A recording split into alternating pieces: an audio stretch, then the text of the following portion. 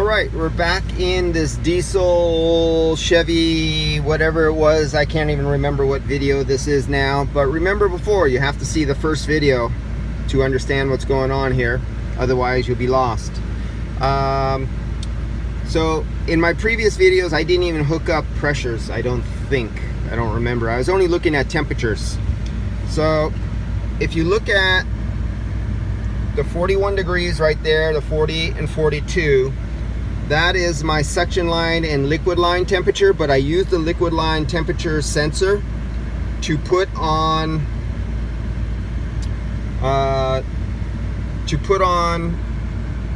what was that? The outlet of the accumulator. Sorry, I was having a loss for words.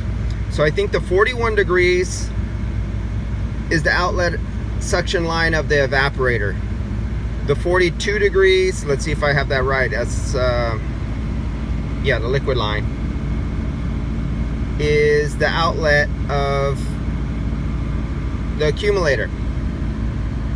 So I'm having,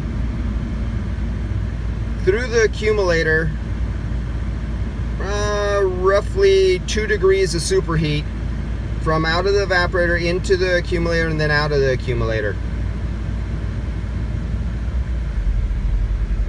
I don't even have temperature sensors here at the dash.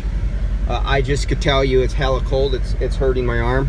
It's the kind of cold that if you had your knuckles up, if the vent was hitting your knuckles, like right here, and the vent was right there on your knuckles, this is the kind of cold that actually causes you pain. That's when you know you have good cold. When cold causes you pain, it's good. That's the only way I could put it. All right, so let's get out here and see where I took the temperatures at so I could show you. So now I have it back at idle. It now has a correct refrigerant. So they had nearly 1,400 grams of refrigerant. So they put in the refrigerant as if it was a Suburban with front and rear AC. But this is a utility pickup vehicle with front only. It was supposed to have 726 grams, but they put for the 1,400 grams. So I could just imagine how high the high said. I didn't even hook up my gauges and I knew something was wrong. Now remember, with my fingers, when I went over here, I said it was like 60 and 65 or something, and I think I was like 3 degrees off with my fingers. This is the inlet to the evaporator, this is the outlet of the evaporator, and with my fingers I was saying there was like 3 degrees superheat, and there was like 3 to 5 degrees superheat. Right now there's 2 degrees superheat. Well, now it's at idle. So there's your 45 and your 50. And let me hook up, oh, duck dash. But it's working right now, and that's all we need to know is, let's take the temperature. Look at temperature over here. So this is coming out of the accumulator. This is going into the accumulator. So this is going to that's going to our liquid line. So our liquid line is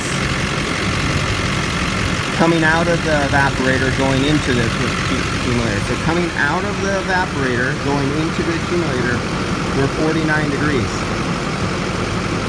Coming out of the accumulator, we're 42 degrees. And I think when I put the temperature gauge, okay, let's grab this one. And this one it'll be the one going up. Yeah, the 53, see it going up, 54. I'm shaking it around, making it go high. So let's go over here.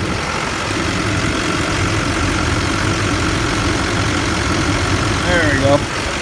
Now let's see what superheat, what pickup we pick in that line, just going from there to there. What is it, 43 degrees attached right there. And that is our suction, 43. Suction line.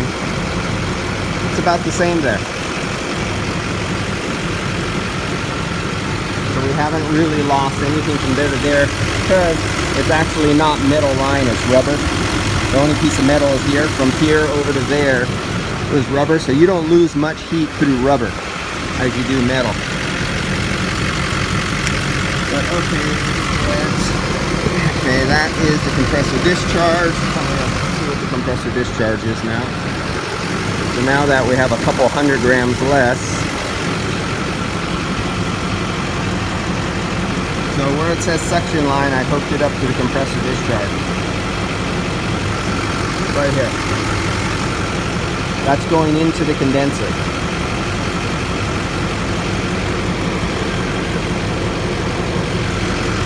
Right there. Right there. Okay. So we got 153 degrees going into the condenser. And we have, this is coming out of the condenser. That's where I could get my gauge. I can't get it down there by the condenser. 125.